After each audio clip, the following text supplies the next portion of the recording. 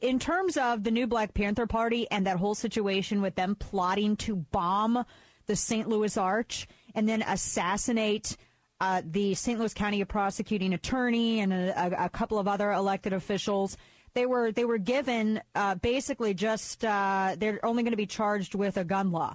They're not going to be charged with fraud using EBT to purchase materials to make their bombs with. They're not going to be charged with, plotting to bomb. I mean, that's an act of terror. It's, again, the coddling of the new Black Panther Party, and the DOJ is directly involved. Joining me now is J. Christian Adams with Pajamas Media, who has written the book on the DOJ. He's also a whistleblower in the first case involving the new Black Panther and their voter intimidation scandal. His book, Injustice, is available on Amazon. Christian, good afternoon to you. Thanks for joining me. Hey, Dana. I'm not surprised with this. Is this a soft charge that's being thrown at the new Black Panther Party? I mean, just a straw purchase for firearms. I mean, they were plotting, and they had evidence that they were plotting to bomb the Arch and using an EBT card to get materials to do so. I'm kind of shocked that there's like one straw purchase charge thrown at them. Yeah, there's so much strange about this, Dana. I mean, starting with what you mentioned, the fact that they picked the lowest charge there is, which incidentally sounds a lot like Fast and Furious, using other people to buy guns. But they just left on the sideline all this other stuff. But you know what, Dana, there's also the strange thing that this seemed to be a state-level prosecution case being done by the St. Louis police. They're the ones who executed the warrants. And then suddenly the whole thing gets sucked to Washington. There's all sorts of weird parts of this case. Right. Yeah, there's a lot of weird parts of this case. I mean, two members, they were indicted on just these federal weapons charges for those who are just joining us. And originally, they didn't make any mention in the indictment. It didn't make any mention of the assassination or bombing. I mean, correct me if I'm wrong, but there seems to be enough evidence there to justify additional charges. Well, if you look at other indictments that this Justice Department has made against, for example, Republicans like Dinesh D'Souza or Robert McDonald, the governor of Virginia, these indictments go on like a novel, like hundreds of pages, with all sorts of detail for press consumption. If you look at the indictments in the new Black Panthers, it's about a paragraph. It's a page and a half, and most of that is occupied by captions and signature lines. So it's really peculiar. They don't make any mention of the terrorist threats you talk about, nothing about assassination plots. And why not? I mean, Bill Gertz at the Free Beacon today pressed the DOJ spokesman in Washington, who incidentally shouldn't even be handling this. This should be handled by the U.S. attorney or by the St. Louis prosecutors, but it's made its way to Holder's press flunky.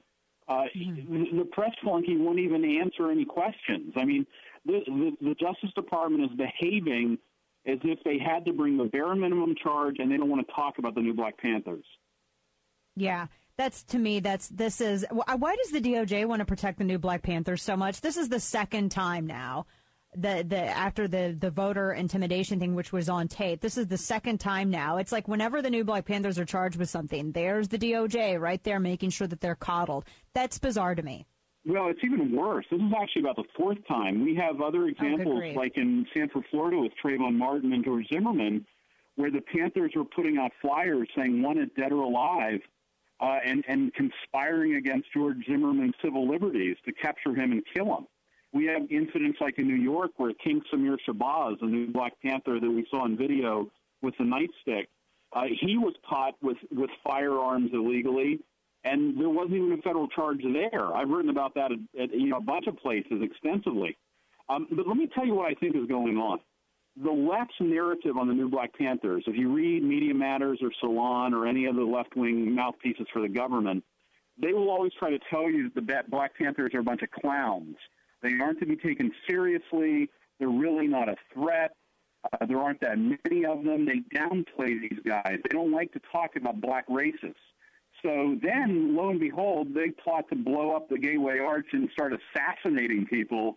It's very uncomfortable for the left-wing narrative on the Panthers that they're more than just a bunch of clowns.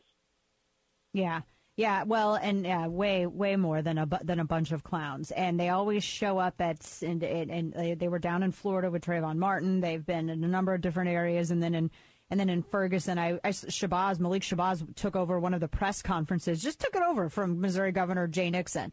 This relationship, and you've written about this in your book Injustice, which you document how the DOJ has basically been this activist wing of the administration, and really doing a lot to promote divisiveness more so than actually upholding the law and making sure that the law is carried out. Is there any chance of a do-over? I mean, do you anticipate just this one charge being anybody contesting and saying, look, there needs to be other charges here. These two men were plotting to kill people and commit an act of domestic terrorism. Is there a redo here? Well, one of the characteristics I've noticed with watching Eric Holder closely for 6 years is he never retreats. He's sort of like the opposite of a lot of people in the Bush administration or frankly, a lot of the leadership on Capitol Hill, where as soon as you get criticism in the press, it's concession time. But this administration is exactly the opposite. When they get criticism, they dig in.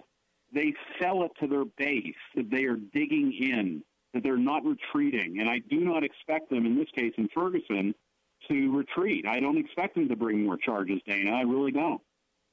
Yeah. Wow.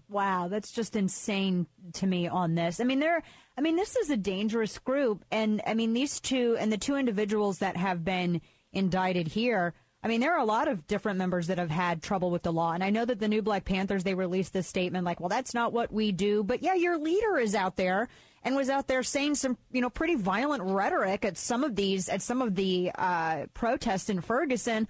When your leader's out there doing the thing that your group is releasing statements on, saying that we don't do this, that's kind of contradictory there, Christian.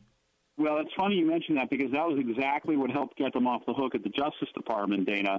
If you go read that carefully about the voter intimidation case, you'll find that the Black Panthers posted something on their website after the election saying, "Oh, we don't engage in voter intimidation. That's not what we do." And some people at the Justice Department actually took it seriously and used those disclaimers to argue that the case ought to be dismissed because the New Black Panthers tell us that's not what they do. Don't let your lion eyes tell you anything else. If you see them on TV with a nightstick, they tell us that's not what they do. Right. Yeah, exactly. J. Christian Adams, his book Injustice, available on Amazon, and it gets into the whole story of this. Christian, we appreciate you joining us on this topic and covering it so well over at Pajamas Media. Thank you, my friend.